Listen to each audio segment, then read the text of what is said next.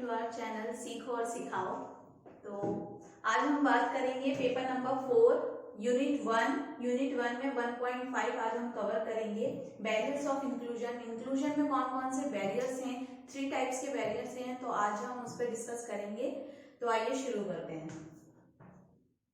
तो सबसे पहले हम देख लें कि इंक्लूजन क्या है। इंक्लूजन का मतलब, inclusion is the process whereby every person irrespective of age. देखिए, कोई भी पर्सन, उसको इंक्लूड करना हर एक एक्टिविटी में, उसका पार्टिसिपेशन जरूरी है। हमें भेदभाव नहीं करना, ना ही उसकी उम्र के आधार पर, ना ही उसके रंग के आधार पर, ना ही उसकी जाति के आधार पर, और ना ही उसकी डिसेबिलिटी के आधार पर। और एक ही छत के नीचे सभी को समान रूप से शिक्षा देना जो है वो इंक्लूजन कहलाता है। तो अब इंक्लूजन क्या क्या चीजें कवर करता है? बेसिक ह्यूमन राइट्स, डिग्निटी, ठीक है, उनके क्या राइट्स हैं वो उनको बताता है। मतलब जो उनके बेसिक राइट्स हैं, जैसे शिक्षा पाना सभी का मौलिक अधिकार है।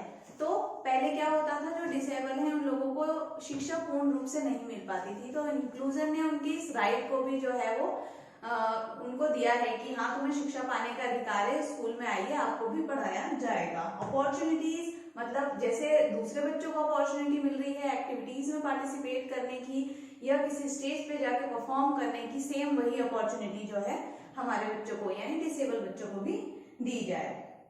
एकोमोडेशन, अब उनको किसी भी डिवाइस की अगर जरूरत है तो वो भी इस चीज के अंदर इंक्लूड की जाती है। तो इंक्लूजन जो है इन सारी चीजों की बात करता है। अभी बात करते हैं हम बैरियर्स के। बैरियर्स क्या क्या हैं इंक्लूजन में?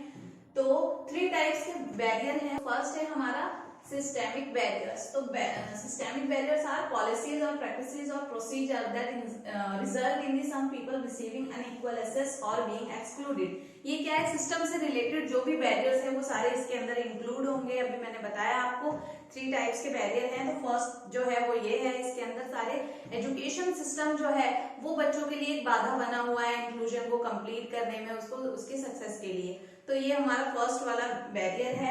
इसमें क्या होता है कि जैसे हमारे नॉर्मल बच्चे होते हैं, उनको क्लासेस चूज करने का राइट होता है, इजली वो कोई भी स्ट्रीम में जा सकते हैं। 10th के बाद वो आर्ट्स ले सकते हैं, कॉमर्स ले सकते हैं, साइंस ले सकते हैं, क्योंकि उस चीज को वो बहुत अच्छे से समझ सकते हैं। लेकिन यहाँ पे जब हम डिसेबल बच्चों की बात करते हैं तो उनको थोड़ी इन चीजों में समझने में दिक्कत आती है, क्योंकि HI बच्चा है, वो सुन ही नहीं सकता। तो जो साइंस के थोड़े टर्म्स है, कुछ मैथ्स के हैं, तो वो जो 11th और 12th के लेवल पे जो होता है वहां पे उस चीज को उसको समझने में थोड़ी दिक्कत आती है।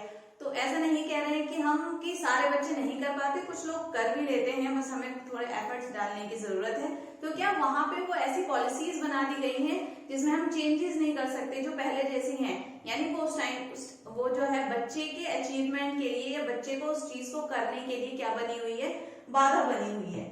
Systemic barriers to learning are barriers created by the education system. ये किसके द्वारा क्रिएट किया गया है? एजुकेशन सिस्टम के द्वारा क्रिएट किया गया है।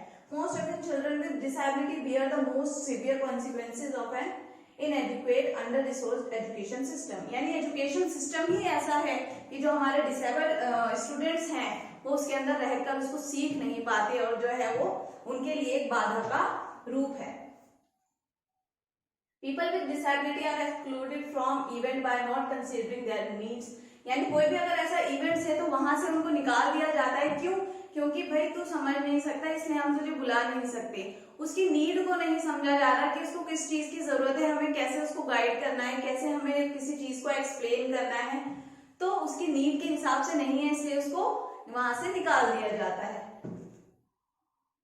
सेम चीज वही है कि कोई भी ऐसा इवेंट है या किसी प्रोग्राम में जा रहे हैं या कुछ कोई भी चीज ऐसी है, तो वहां पे जो बच्चे को जो गाइडेंस मिलनी चाहिए, जो उसकी नीड के हिसाब से जो चीज उसे समझानी चाहिए, जो लीडरशिप जो होती है वो अच्छे से नहीं हो पाती।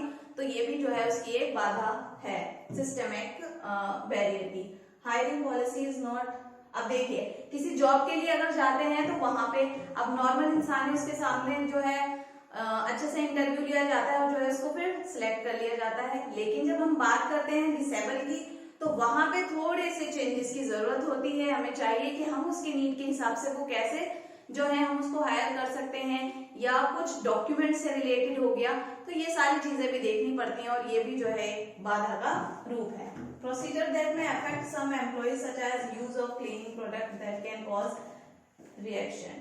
हाँ जी, तो कुछ ऐसे हैं कि अब मान लीजिए कोई क्लीनिंग से रिलेटेड कोई वर्क है, तो वहां पे क्या डिसेबल को नहीं भाई एलर्जी हो जाएगी या कुछ हो जाएगा, इसलिए इनको नहीं, इनको दूर रखो थोड़ा इस तरीके से, तो ये भी एक बाधा है। Inappropriate language of learning and teaching, जो लर्निंग एंड टीचिंग की जो लैंग्वेज है वो इनएप्रोप्रिएट है। Long waiting list at special school, यानी स्पेशल स्कूल जो है इतने ज्यादा नहीं है, और जो है वो बच्चे इतने ज्यादा हैं कि पेरेंट्स को एडमिशन के लिए बहुत वेट करना पड़ता है, वेटिंग लिस्ट में बच्चों का नाम है, तो वो भी एक बाधा है। Insufficient training of educator to manage diversity in their classroom. हाँ जी, तो क्या जो स्कूल में एजुकेटर्स उनको पढ़ा रहे हैं बच्चों को, उनकी ट्रेनिंग ही अच्छे से नहीं हो पाती, क्योंकि अगर वो ट्रेंड नहीं होंगे तो वो बच्चों को कैसे पढ़ाएंगे, तो क्या ये भी एक बाधा है।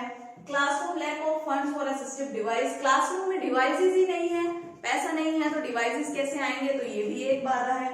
Lack of teaching assistants, long delays in assessment of learner, और क्या सारी चीजें वही आ रही हैं कि फंड्स नहीं आ रहा, डिवाइसेस कैसे आएंगे, क्लासरूम में टीचिंग एड्स कैसे आएंगे, टीचिंग एड्स नहीं होगा तो बच्चा सीखेगा कैसे, और जो उसका असेसमेंट है उसके असेसमेंट में काफी टाइम लग गया। कभी ऐसा होता है कि एक बच्चा जिसकी उम्र 5 साल की होनी चाहिए पहली क्लास में या यूकेजी एलकेजी क्लास में, लेकिन एक बच्चा डिसेबल आ रहा है जिसकी उम्र 10 साल की है और उसका एडमिशन जो है अभी नर्सरी में या यूकेजी में हुआ है, तो क्या उसका असेसमेंट ही लेट हुआ, तो असेसमेंट लेट हुआ तो उसकी जो आगे की जो स्टडी है वो भी सारी लेट होती चली जाएगी, तो ये भी एक बाधा है।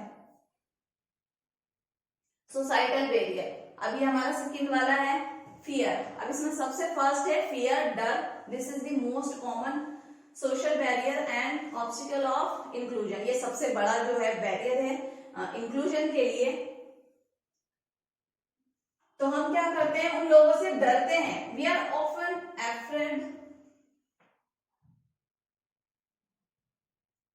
Yes, we are often afraid of people we see as different, हम उन लोगों से डरते हैं जो बिल्कुल हमसे अलग दिखते हैं। हम सोचते हैं इससे कैसे बात करे, कभी ये मुझसे गुस्सा ना हो जाए, ये मुझे मार ना दे, या पता नहीं ये कैसे रिएक्ट करेगा, तो हम उससे बात करने में भी कतराते हैं, तो हमारे अंदर वो एक डर होता है। So we choose not to, तो हम क्या चूज करते हैं वहां पे कि हम उससे इंटरेक्ट नहीं करेंगे, हम उससे बात नहीं करेंगे। Awkwardness, sometimes we just don't know what to say, कभी कभी हमें ऐसा लगता है हम चाहते हैं कि हम उससे बात करें, लेकिन हमें समझ नहीं आ रहा कि हमें उससे बात किस तरीके से करनी है, हमें क्या बोलना चाहिए, कौन से वर्ड हमें चूज करने चाहिए उस पर्सन से बात करने के लिए। Difficulty, it is much easier to look away than to watch someone struggle, तो मतलब क्या यही डिफिकल्टी होती है, लोग चाहते हैं कि क्यों हम वहां पे जाके अपने एफर्ट्स लगाएं, उससे बात करें, इससे अच्छा है कि दूर ही रहें, हम तो अपनी लाइफ में हैं, हम एंजॉय कर रहे हैं, हम क्यों उनसे जाके जो है बात करने के लिए ट्राई करें या कुछ भी।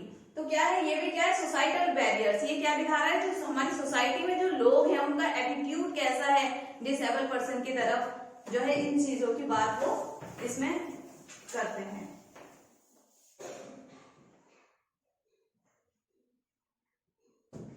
Disinterest, maybe you have nobody in your social circle with a disability, it is not your thing, it is not your problem, मतलब कि कभी आपको लगता है कि मेरे घर में तो कोई ऐसा नहीं है, तो मैं क्यों इससे जाके मिलूं, मैं क्यों इससे बात करूं, ये मेरी प्रॉब्लम थोड़ी है, इसको नहीं आता तो ये समझेगा खुद, तो ये भी जो है इसका एक पॉइंट है। Ignorance, we are human and we learn by example from other humans. Sometimes we are taught that a person who is different or perhaps has a deformity or a behavior that we do not understand, it is not capable of normal relationship. हाँ, कभी कभी हम लोग ये सोचते हैं कि ये जो है हमारे लेवल का नहीं है, हम क्यों, हमारे बराबर का नहीं है, हमें इससे दोस्ती नहीं करनी चाहिए, ना ही हमें इससे बात करनी चाहिए, इससे दूर रहो, उनको इग्नोर करना स्टार्ट कर देते हैं, बहुत से लोग ऐसा करते हैं। तो ये कुछ पॉइंट्स थे जो किसके अंदर आते हैं, हमारे सोसाइटल बैरियर्स के अंदर आते हैं। फियर हो गया हमारा, इग्नोरेंस हो गया, इंटरेस्ट हो गया और ऑकवर्डनेस हो गया, तो ये सारी चीजें इसके अंदर आती हैं। तो दो बैरियर्स की हमने अभी बात कर ली, अभी हम देखते हैं थर्ड वाला, थर्ड बाधा कौन सी है, pedagogical barriers. The term pedagogy refers to the transmission of information and skill from a teacher to the learner. इसका मतलब क्या है, किसी भी इंफॉर्मेशन का ट्रांसमिशन होना, और किसी भी स्किल का या फिर किसी भी इंफॉर्मेशन का ट्रांसमिशन होना, ट्रांसफर होना किसी भी इंफॉर्मेशन का टीचर से लर्नर की तरफ, टीचर से लर्नर की तरफ, वो हमारी ये कहलाएगी। Where is the term anthology is the process for providing procedure and resources to help learner. और इसके अंदर कौन सी चीजें आती हैं, वो चीजें इंक्लूड की जाती हैं, वो प्रोसेस और वो रिसोर्स जो हेल्प करता है लर्नर को एक्वायर करने में किसी नॉलेज को और किसी इंफॉर्मेशन को और किसी स्किल को। तो आपको ये बात समझ आ गई। पेडागोगी के अंदर क्या चीजें आएंगी, टीचर से, और टीचर से किसी भी इंफॉर्मेशन का या किसी भी स्किल का ट्रांसफर होना लर्नर की तरफ। और इसके अंदर क्या चीजें आएंगी, वो प्रोसीजर और रिसोर्स जो हेल्प करता है लर्नर को किसी भी इंफॉर्मेशन और स्किल को सीखने के लिए।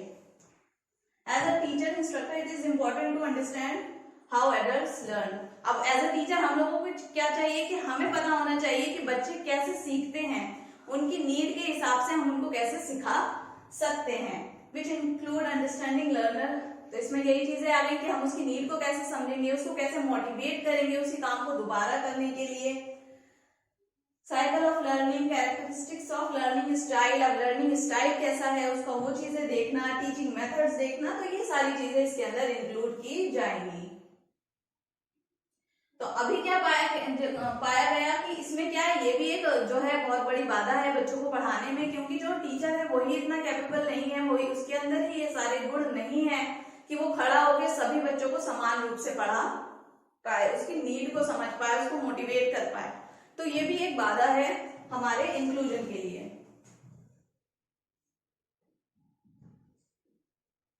The instructor has not understood the necessary learning orientation factor that are required for the learning। यानी जो उसको सिखा रहा है वही नहीं समझता इन चीजों को कि ये इंपॉर्टेंट है किसी बच्चों को सिखाने के लिए, क्लासरूम में टीच करने के लिए, वही इन चीजों को जो है बस सोचता है कि ठीक है हमें क्या करना, हमें तो क्लास में जाना है, अपना टॉपिक एक्सप्लेन करना है, बच्चों को समझ आए ना आए हमारी सिरदर्दी नहीं है, हमने तो अपनी तरफ से कर दिया। नहीं, तो क्या मतलब ये वाला एटीट्यूड हमें आजकल भी देखने को मिलता है। तो ये क्या है, ये इंक्लूजन में एक बाधा है। Training method have failed to address. अब देखिए अगर जो टीचर्स हैं उनको ट्रेनिंग दी जाएगी तभी वो जो है इस चीज को फॉलो करेंगे और बच्चों को उनकी नीड के हिसाब से सिखा पाएंगे। जैसे कि HI बच्चा है तो साइन लैंग्वेज आनी चाहिए, टीचर को साइन लैंग्वेज नहीं आती तो वो बच्चों को कैसे सिखाएगी, तो वहां पे उसको ट्रेनिंग की जरूरत है।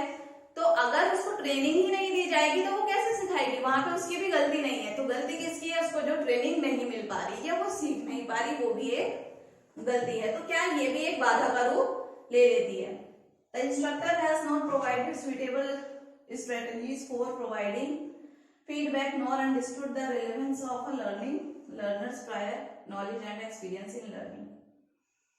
तो ये सारी चीजें इसमें आ गई कि उनको ट्रेनिंग नहीं दी जाती, तो ये भी एक जो है इसका बैरियर हो गया। प्लस जो है जो टीचर है जो उसको बताता है वो नहीं, बच्चे की नीड को नहीं समझ पाता, उनको मोटिवेट नहीं कर पाता, अपने टीचिंग स्टाइल में चेंजेस नहीं कर पाता। तो ये सारी टीचर से रिलेटेड जो बैरियर्स हैं, जो भी प्रॉब्लम्स है, वो सारी इसके अंदर इंक्लूड की जाती हैं। तो फर्स्ट था हमारा सिस्टेमिक बैरियर, जिसके अंदर कौन कौन सी चीजें आएंगी, पॉलिसीज, एजुकेशन सिस्टम। उसके बाद सोसाइटल यानी सोसाइटी का कैसा बिहेवियर है डिसेबल के प्रति, वो सारी इसके अंदर आएंगी। फिर उसके बाद आ गया आपका पेडागोजिकल बैरियर्स, इसके अंदर टीचर से रिलेटेड, टीचर कैसे टीच कर रहा है, उसको ट्रेनिंग नहीं मिल रही, बच्चों को नीड के हिसाब से नहीं समझा रहा, उन्हें मोटिवेट नहीं कर रहा, ये सारी चीजें इसके अंदर इंक्लूड होंगी। तो ये थी हमारी 1.5 यूनिट 1 की पेपर नंबर 4 की। होप कि आपको ये वीडियो बहुत अच्छे से समझ आई होगी, ये टॉपिक आपको अच्छे से समझ आया होगा, ये भी एक इम्पॉर्टेंट टॉपिक है। तो इसी तरीके से अपना साथ आप लोग हमारे साथ बनाए रखिए और हमारी वीडियोस को देखते रहिए। अब हम मिलेंगे हमारे नेक्स्ट वीडियो में। Bye bye.